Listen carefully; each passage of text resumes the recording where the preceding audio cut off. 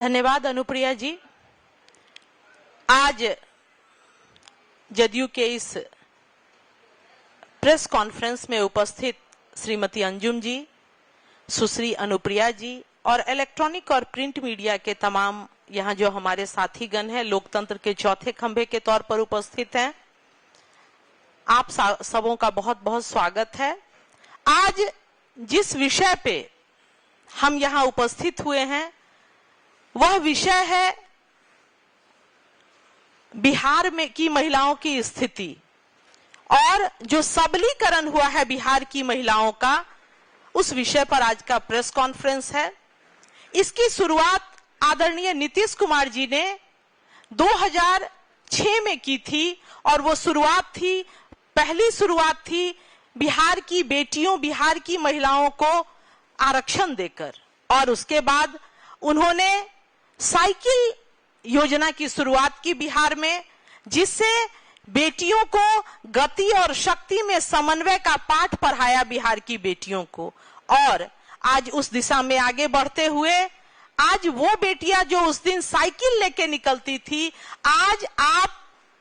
हर इलाके में देखेंगे बिहार के कोने कोने में कि बेटियां AK-47 लेके और हथियारों से लैस होकर बिहार की वो बेटियां जो कभी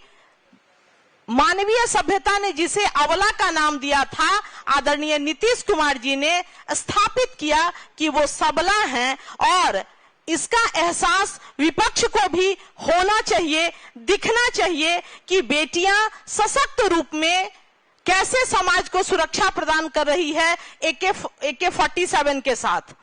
इसके साथ ही बिहार की जो पुलिस बल है उसमें 35% आरक्षण देकर आदरणीय नीतीश कुमार जी ने बिहार को पहला राज्य बनाया जहां महिलाओं की संख्या पुलिस बल में सर्वाधिक है। ये संपूर्ण भारत में अपने आप में रिकॉर्ड है। और इसके साथ बिहार विशेष सशस्त्र पुलिस के अधीन बनी पहली स्वाभिमान बटालियन है, जो देश की पहली बटालियन है जिसमें अनुसूचित जनजाति की जो महिलाएं हैं, जो बेटियां हैं, ये उनके लिए बना हुआ पहला महिला बटालियन है जिसकी शुरुआत बिहार में की गई है। और स्वाभिमान बटालियन की बेटियां अब आने वाले समय में समाज को सुरक्षा प्रदान करेगी। तो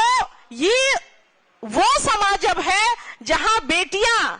अब सबल तौर पे, सशक्त तौर पर समाज में सुरक्षा प्रदान कर रही है। और जैसा कि अनुप्रिया जी ने बताया कि आज सुरक्षित सफर करके आज से 10 दिन पहले, आज 11वां दिन है, 112 पर डायल करने से बेटियों को डायरेक्ट जो वहां के स्थानीय थानाध्यक्ष होते हैं उनके स्तर से सुविधा मुहैया होती है सुरक्षा की। और सुरक्षित संख्या है कि 27 महिलाओं को विपरीत परिस्थिति से सुरक्षित निकाला गया, जो 112 पर डायल करके, जो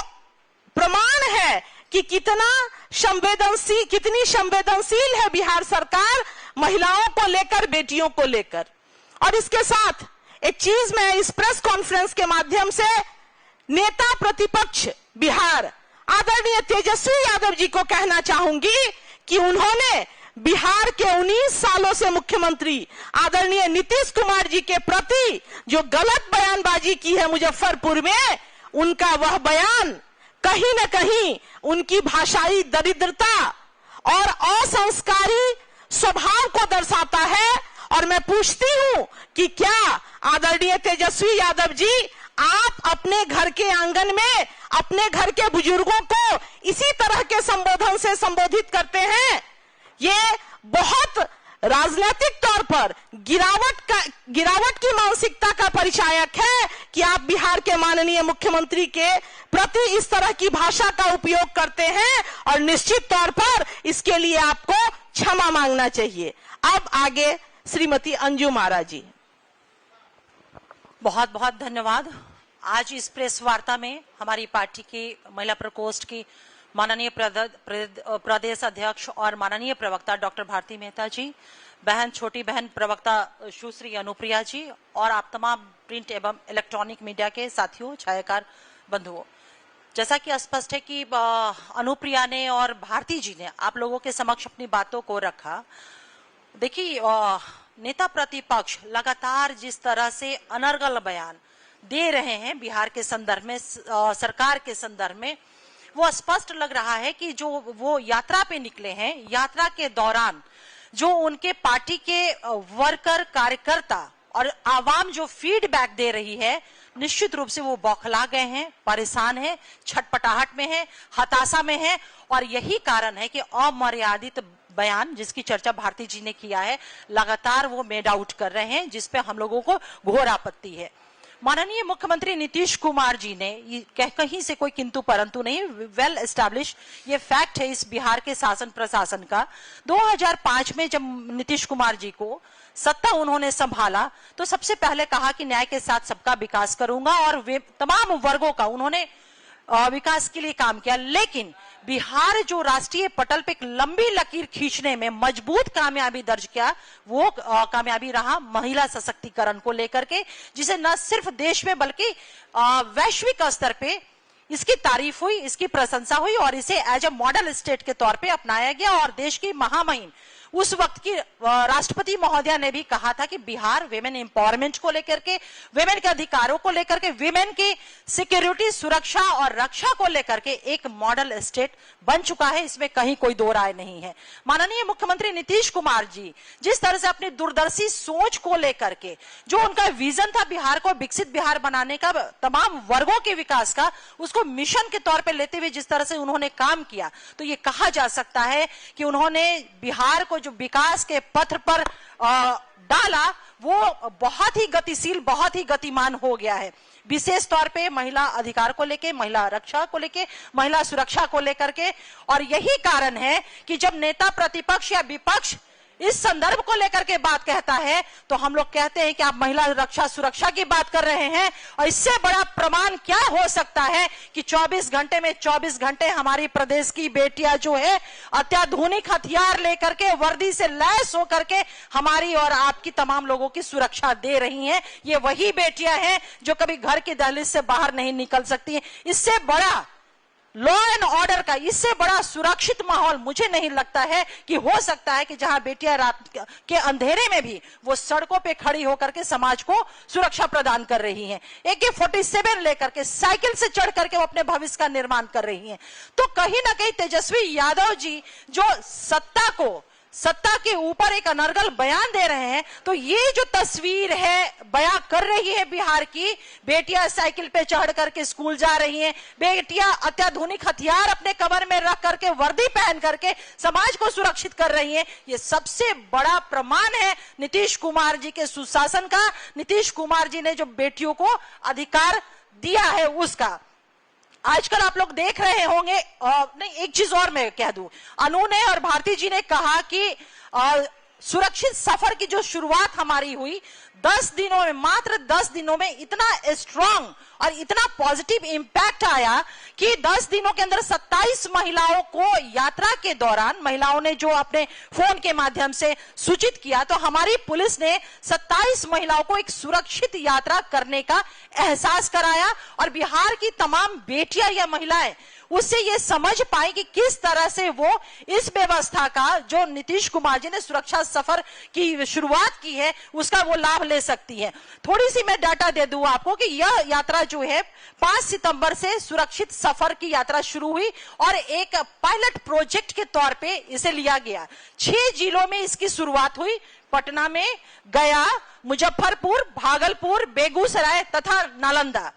इस सेवा का उद्देश्य है कि महिलाओं को सफर के दौरान किसी भी प्रकार की परेशानी से बचना है। हमारी सरकार इस दिशा में बेटियों को, महिलाओं को सुरक्षित सफर हो मिल सके, लगातार काम कर रही है। यही कारण है जो बेटियों को लेकर के, महिलाओं को लेकर के एक सुरक्षित वातावरण, सुरक्षित व्यवस्था बनाने की काम जो नीतीश सरकार ने किया है,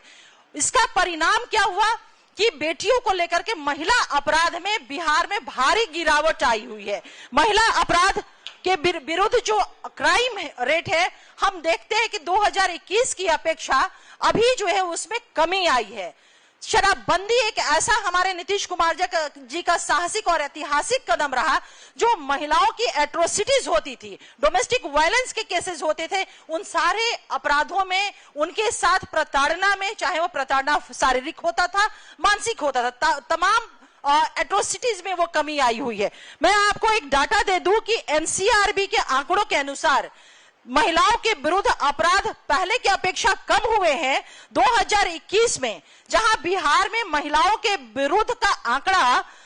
26वां स्थान था राष्ट्रीय स्तर पर, वो 2022 में कम होकर के हम बिहार जो है अब 28वें स्तर पे है। तो ये जब विपक्ष कहता है कि बिहार में विमेन रिलेटेड क्राइम इंक्रीज हुआ है, तो ये हमारा डाटा नहीं बल्कि एनसीआरबी का ये डाटा है, जो कहता है कि बिहार में 2021 के बाद से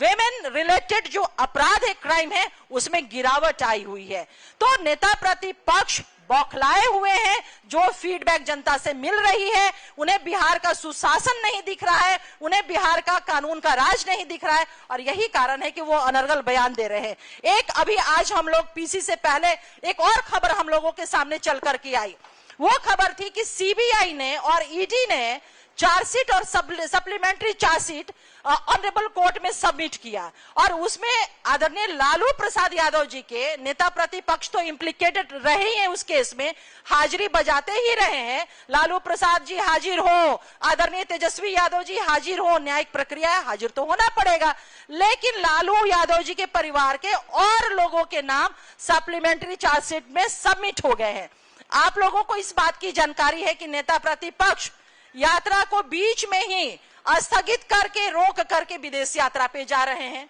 विदेश यात्रा पे जब जाता है तो आप लोग जानते हैं कि पासपोर्ट लेना होता है, पासपोर्ट लेकर के जाते हैं। ये ऐसे व्यक्ति हैं, देश के नागरिक हैं, कि इन्हें पासपोर्ट नहीं, कोर्ट से इजाजत लेकर के विदेश जाना पड़ रहा है अपनी यात्रा करने के लिए, और इसी बीच में न्यायालय का ये सम्मन, तो इन्हें बीच में ही लौटना होगा, कोर्ट में आकर के अपनी उपस्थिति दर्ज करानी होगी, और वो भी किस समय इनको सम्मन हुआ है, किस समय न्यायालय ने आदेश दिया उपस्थित होने के लिए? नवरात्रा का समय में। लग रहा है कि मां भगवती भी जो है ना, इनसे नाराज ही है, वहां उपस्थित इनके होना होगा। तो ये सारी चीजें हैं जो इन्होंने पाप किया है, अपने सत्ता और शासन का दुरुपयोग किया है, तो वो तो झेलना ही होगा ना। न्यायिक जो प्रक्रिया है उसे तो उसको फेस करना ही होगा ना। तो इन्हीं सारे विषयों को लेकर के आप लोगों के समक्ष हम लोग अवगत कराने के लिए आज हम लोग ने वार्ता के लिए आमंत्रित किया था। आप सभी लोगों का बहुत बहुत आभार, धन्यवाद।